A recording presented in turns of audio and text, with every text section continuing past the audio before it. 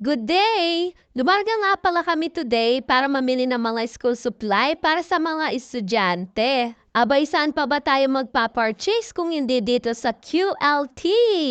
Alam ko, alam mo at alam ng mga tao na dito lamang merong murang wholesale na school supply, o diba? Yes, mga Marites, QLT lang malakas, ganun. Hindi naman halata guys, pagpasok mo sa nilang store, tingnan nyo naman ang dami-daming tao, o diba? Lalo na guys, pasok sa budget yung mga bibilhin mo dito. Pinadali nga ni Kuya yung buhay namin kasi nililista na ni Kuya yung mga bibilhin namin.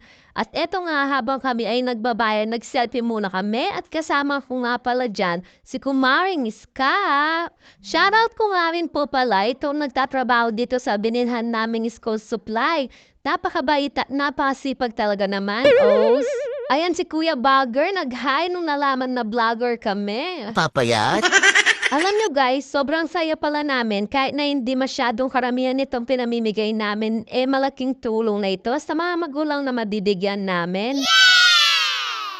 Dito pala sa bahay ni Tita Dada namin gagawin yung pag-repack sa mga school supply. So for today's video, samahan nyo kami mag-repack ng mga kasama kong small vlogger ng LNW. Yes! At dahil ilang linggo na nga lang, pasukan na. At eto na nga, sisimulan na namin mag-repack ng school supply na ipamimigay natin sa mga estudyante na gusto makapag-aral pero salat sa pambili ng mga school supply. At sa mga puntong yan ay sisimulan na nga pala namin ng mga kasama ko na tanggalin sa kanya-kanya nilang plastic ang mga papel.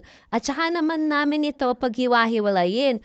Pinagpangkat-pangkat na pala namin dyan ang mga school supply. Para kapag nilagay na namin sa envelope, madali na lang silang ilagay at hindi na kami malilito. Habang busy sila dyan na naghihiwalay ng mga papel, ako naman sinimulan ko ng mag-repack. Napakasarap pala talaga sa pakiramdam na namimigay ka ng mga school supply. Nakatulad nito kahit sa malit lang na paraan ay makakatulong ka sa mga estudyante. O diba?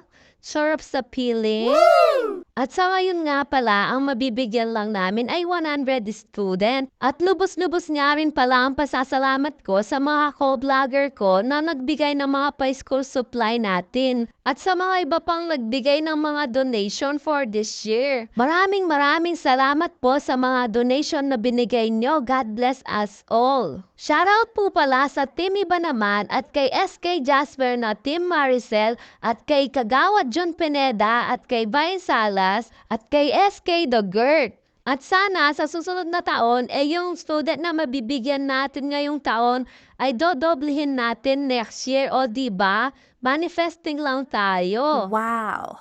Kaya pag-isap ko lang po sa aking mga followers at sa aking mga manonood, patuloy niyo lang po kaming suportahan.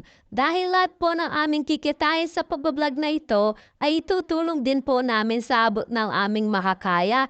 Kaya sana naman, Meta, pasinin mo na kami, Charis. At pagkisuportahan nyo rin po ang aking mga kasama na small vlogger na nagbablog dahil katulad ko gusto rin po nilang makatulong sa mga nangangailangan sa pamamagitan ng kanilang pagbablog. Kaya ngayon pa lang mga kachi, nagpapasalamat na ako sa patuloy niyong pagsuporta sa amin ng mga kako-vlogger ko. Dahil malapit na rin nga ang darating na December, pagpipray natin ang pamimigay ng pagkain sa mga kapatid nating mga Aita. O diba, in advance na ng kachichibug nyo pagmamanifest. At ayun na nga, after ng ilang oras, natapos na namin i-repack yung mga school supply.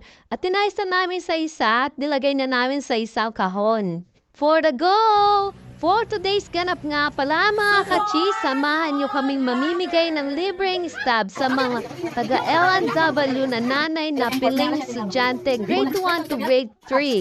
Let's go!